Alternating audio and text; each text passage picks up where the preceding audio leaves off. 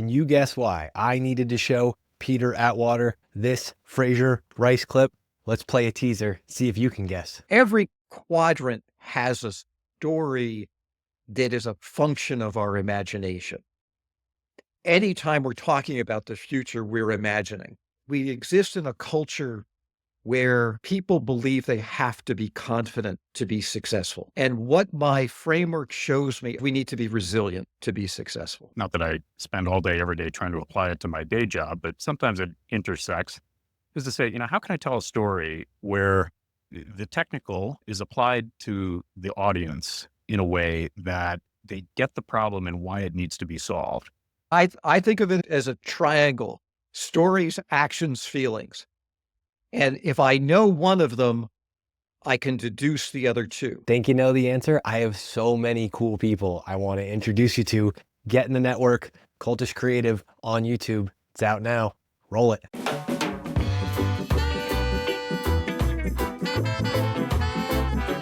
You're watching Just Press Record, a very, very special Oh Snap, Guess What I Saw episode where I invite one prior guest back because there's this clip that I just need.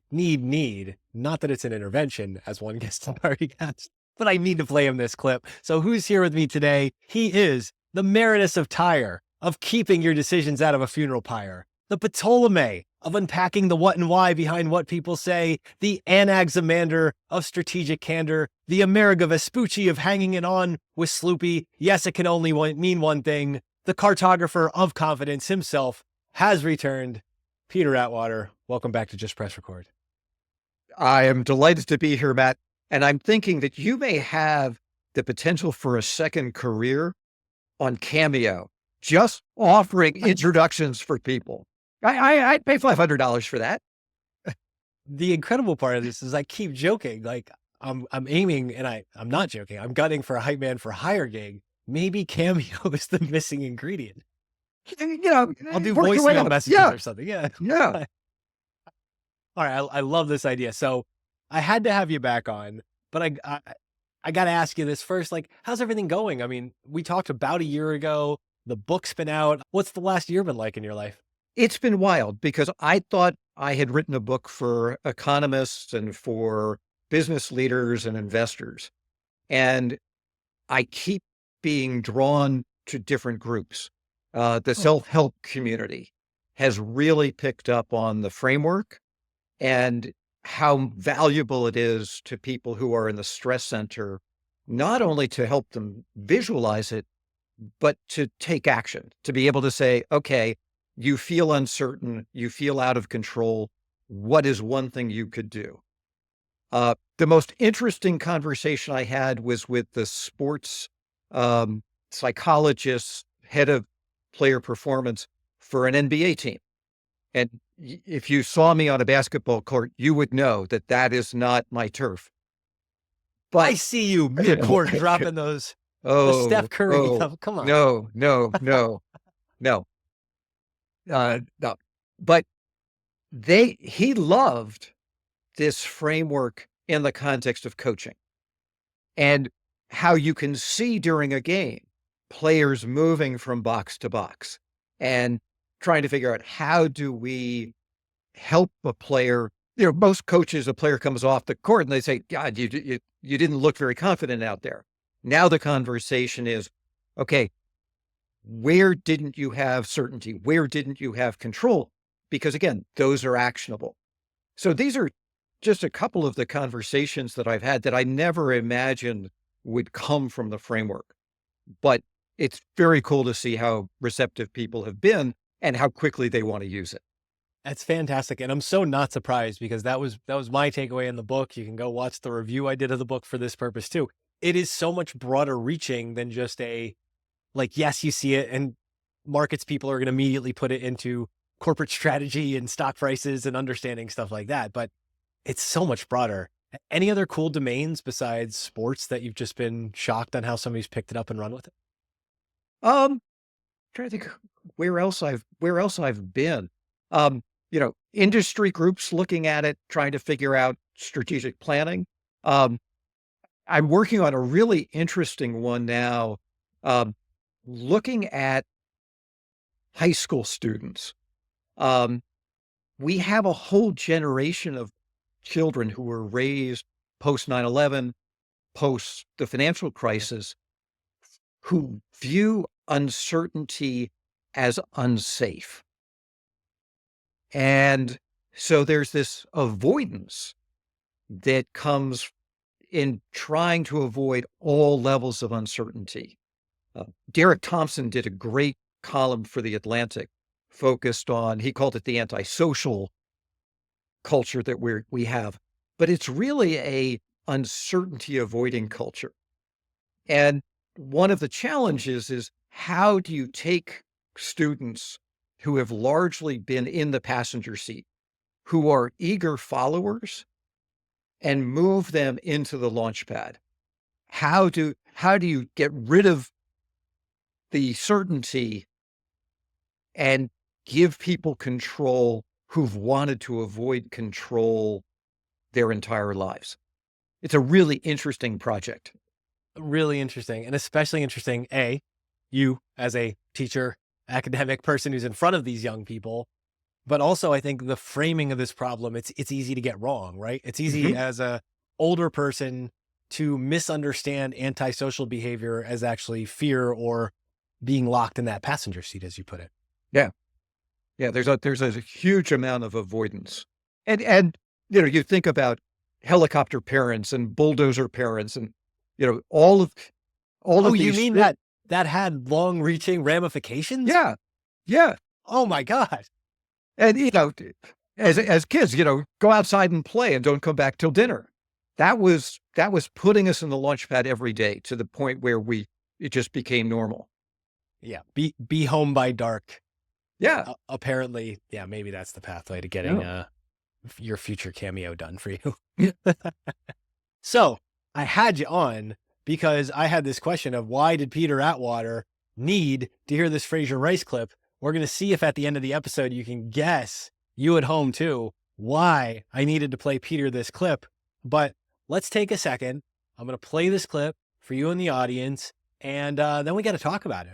I got to hear what you're thinking about this. So, producer Jack, go ahead, roll the clip. And what I'll do first is maybe apply it to my day job, where wealth management, taxes, trust and estates law, structuring, all of those types of things. There really isn't that much that's new under the sun.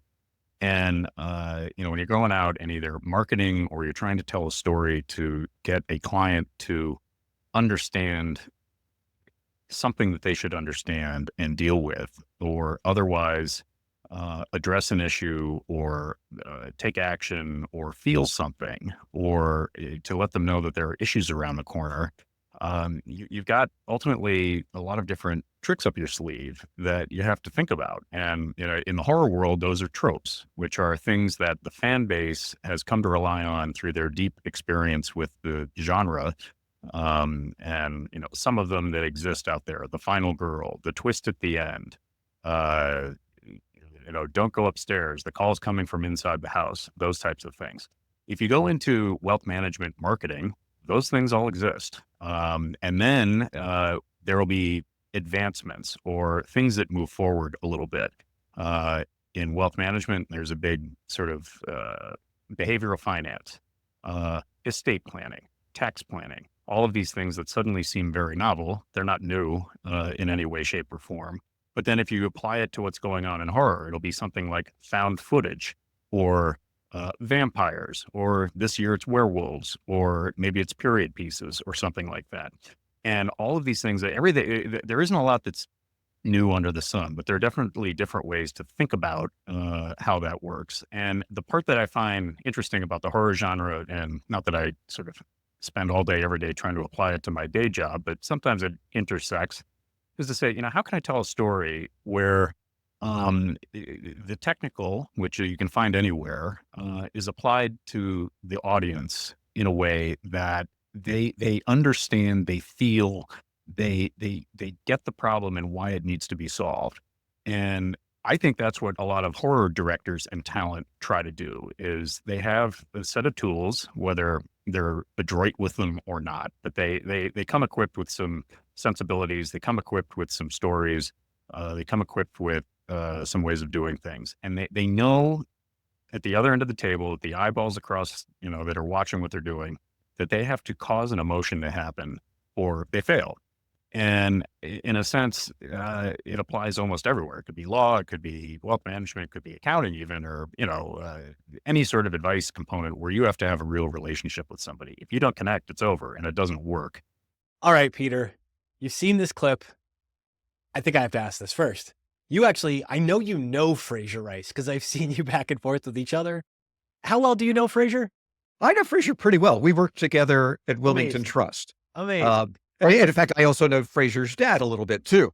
But so when I first saw the clip, I thought, oh, Matt's picked it because I know Frazer and he knows I know Frazer.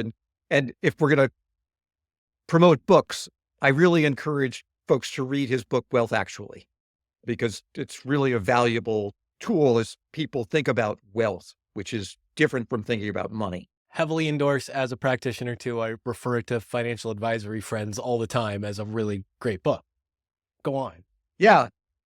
Then I listened to the clip and I thought, Matt's picked the wrong clip because I am not a horror movie person. I hate horror movies. Real life is scary enough. So then I was sort of perplexed. It's like, okay, but Frazer, it's interesting. Here's a guy who is a very successful financial planner, wealth person who has this completely other side involved in horror. He has a very creative side. But at the core of all of it is storytelling and feelings. And as I was listening to Frazer talk, I was reminded of the quote, you may not remember what somebody said, but you'll always remember how they made you feel. I think it's a Maya Angelou quote that I've now butchered. But that is so important in how we communicate and how we frame things with folks. And I find this when I teach in the classroom, that the facts are boring and dull. So I have to add some element of feeling to why they matter and why they should be important to a student, to an audience. And their storytelling is so powerful. And even more today, story is everything. We are a fact. I sort of feel like we went from fact ignoring and fact resisting to factless. That if I look at market behavior, if I watch social media, it is the storytellers who dominate and the storytellers who are most relevant and resonant to the audience. So what is that? And specifically around this idea of tropes and story beats and just understanding, for lack of a better word, understanding the setup. Because I feel like there's a common thread between understanding the setups of stories and those four quadrants on your confidence map. What is that? So every quadrant has a story that is a function of our imagination. And as I think I've said to you before, anytime we're talking about the future, we're imagining. So I like to describe these imaginations sort of like you're a Disney cartoonist. I mean, that is truly how we paint the future. The stories in the stress center where we have no certainty and no control are dark. They are all oriented around our vulnerability. I highlight in the book in the middle of the night, it's why we're texting. Am I fat? Am I stupid? Am I dumb? It's all about how I don't have enough. And that's interesting because if you look at the story setup in horror for that box, there is always an element of the trope of vulnerability. They have the weapon. I don't have any hope of having control. So horror is just a vehicle for conveying all of these stories about vulnerability that we store in our minds. The memories of us being stuck somewhere, of being bullied, of being, there is always something we can draw from. And then Marvel does a great job of the stories of invincibility at the end. But if you were to look at a Marvel movie, you can see that the hero starts in the comfort zone. Something happens that draws them to the stress center. They try to move to the launch pad, but they discover they don't have the preparation, the knowledge, the tools. They need the wise one.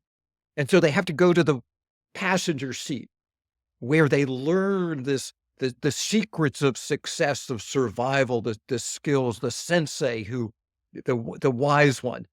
And then they go back to the launch pad, but they struggle and they sort of begin to fall into the stress center. But in that moment, they remember what the sensei says and they race back up into the launch pad and back to the comfort zone.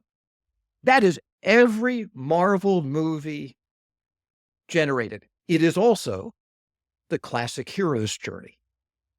Go back to mythology.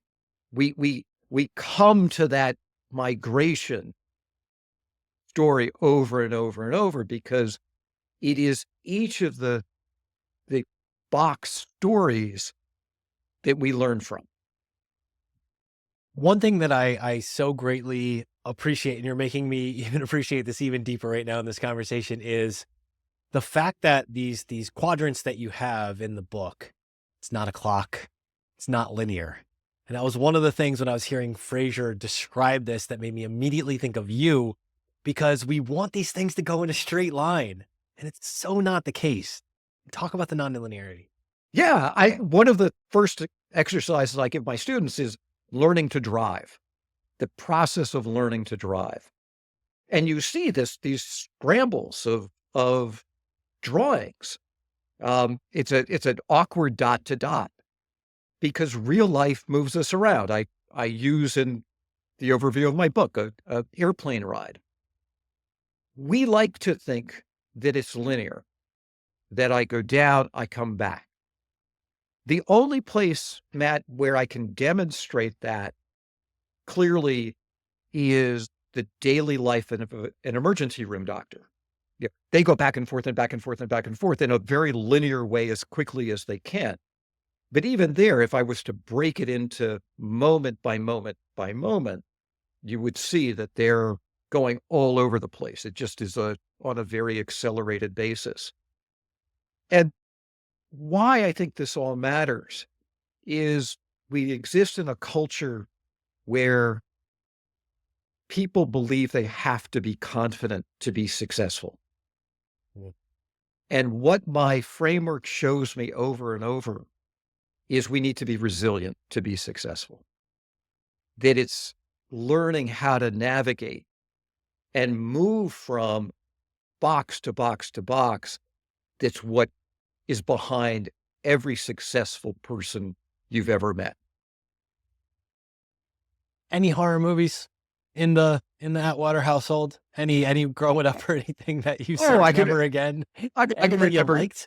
Oh, I mean, Carrie was fascinating. Maybe it's because it was the first R-rated movie I saw. Okay.